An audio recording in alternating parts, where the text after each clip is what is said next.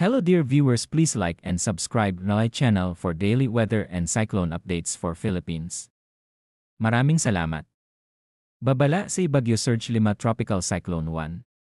Inilabas noong 8 oras Sabado, 08 Nobyembre 2025 benhi mataas na panganib ng buhay ni Bagyo Surge ay maaaring mangyari sa loob ng susunod na 48 oras.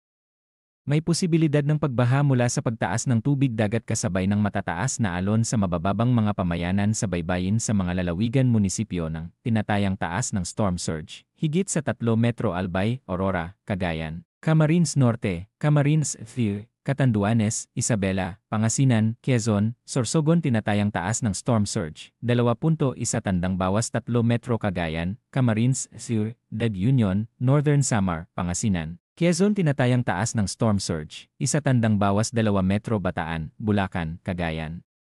Cavite, Ilocos Norte, Ilocos Lavur, Metro Manila, Pampanga, Zambales, Dinagat Islands, Surigao, Ila Norte, Eastern Samar, Batangas.